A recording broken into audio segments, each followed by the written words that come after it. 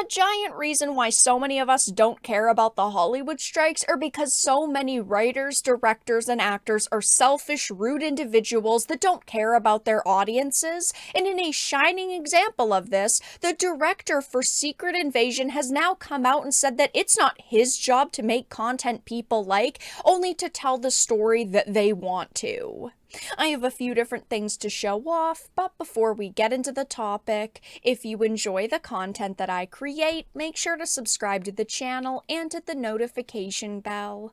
Follow me on social media so that you can see when my content is posted, and of course, if you do really enjoy the videos and live streams I create, please consider becoming a Dark Titan via Patreon or a supporter via YouTube memberships. So I wanted to start off with this Bounding into Comics article. It says, despite the resoundingly negative response to the Skrull-based series, Marvel's Secret Invasion director Ali Salim has admitted that he does not feel bad about the show's poor reception, particularly as he believes the devoted, even rabid nature of the franchise's fan base does not lend itself to productive discussions around its various entries. Now, of course, this is only the narrative that they're pushing now, because 10 years ago, if you looked at the MCU, when most of the feedback was positive, the actors, directors, writers all loved the fan base because, of course, we weren't really criticizing their work since it was pretty good.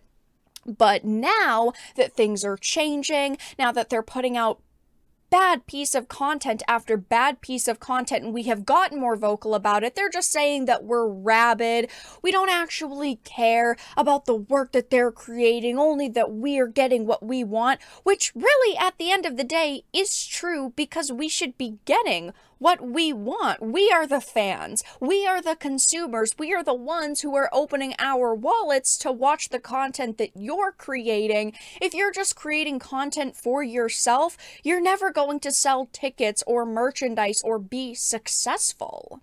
It says between its Jake Skywalkering of Samuel L. Jackson's Nick Fury, its introduction of Emilia Clarke's Gia as the literal strongest MCU hero ever, and its absolute wasting of the original comic book storyline, one of Marvel's last good stories and whose original plot could have easily lent itself to a full MCU phase if done properly, Secret Invasion has been nothing short of a disaster for the reputation of the once esteemed cinematic universe. I used to love the MCU, I used to love so many of the characters, and while they have phased a lot of those original characters out for new iterations or new ones altogether, like Miss Marvel, and of course they're putting Monica Rambeau in the spotlight, and Captain Marvel, it's just not working for them, and people like me really don't enjoy the content they're putting out. I even remember years ago being pretty excited hearing that Emilia Clarke was going to be in this, because of course Game of Thrones was over.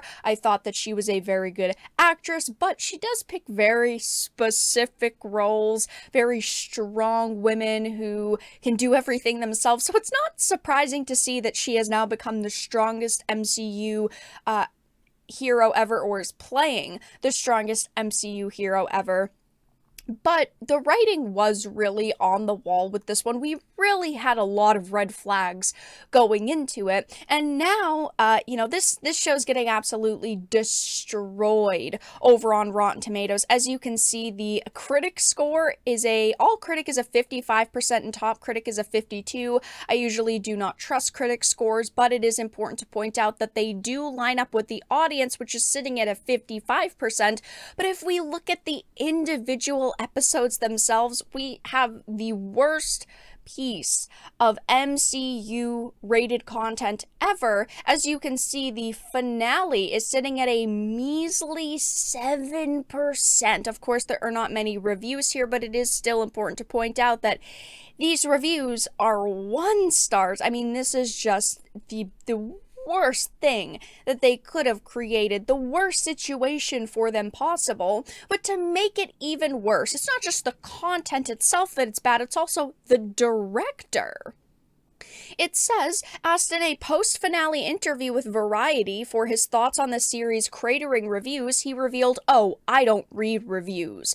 With all due respect for me, I view all the storytelling work I do as dialogue with an audience. When the show is finished and put on the screen, that's my half of the dialogue. And the audience then starts their half of the response to it. I think that's valuable, but I don't know how to answer that question." So basically, he just doesn't care about feedback at all whatsoever, unless it's kind of positive feedback, because he goes on to say, "I don't feel bad about mixed reviews. If you had unanimously good reviews, every movie would gross $10 billion trillion, right? Projects resonate with different people at different times for different reasons, and Marvel has a very devoted, even rabid fan base who have expectations, and when their expectations aren't fulfilled, they move in the other direction. They give it a thumbs down. Of course we do, because we are the ones who are paying to see your content. We are the ones you are making the content for. Without us making, the comics popular, the MCU popular, you would not have a job right now. You would not be creating this series." And instead of acting grateful, they just act so stuck up and snobby. And this is a major reason why so many of us don't care about the strikes going on in Hollywood, because it's people like this that are ruining our entertainment. He feels so full of himself that he doesn't need to listen to feedback. I mean, at the end of the day, he's already gotten paid, so why should he care what we have to say? I don't know, is it our job to fulfill expectations or tell the story we're telling? Yes, it is your job to fulfill our expectations, because you are using already established characters in an established universe and franchise, and you are affecting the way the rest of the MCU is gonna go. Of course, you have to fulfill our expectations at some basic level, but people like this are putting out just the worst content possible, whether it's just awful writing all around or narrative-filled storytelling, even CGI, costumes, sets, just everything about shows like this are mediocre. And for a series that has a $200 million budget, you'd think that we would get better than this. It says, for the 3 people still interested, the dangling plot threads left unresolved by the end will supposedly be addressed when The Marvels crashes into theaters on November 10th. This series really was a giant budget project in order to lead into something like The Marvels and kind of almost usher in the next phase of the MCU. Nobody likes it, as you can see just by the scores. Even the show critics did not like it. Users did not like it. Overall, this series is a nightmare. And instead of just admitting that, hey, this didn't go over well with everyone, and that's okay, hopefully my next project in the MCU, if I ever get to work in it again, will be better. No.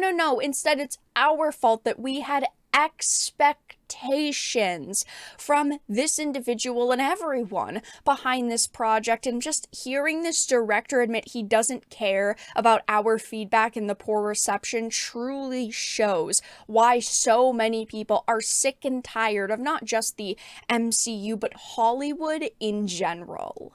But that's all that I really had to discuss in this video. Let everyone know your thoughts in the comment section down below. If you enjoyed this and of course found it important and informative, make sure to give it a like, share it, and subscribe to the channel. And of course, if you didn't, make sure to give it a dislike. I appreciate your support either way, but I will talk to you all again in the next video really soon.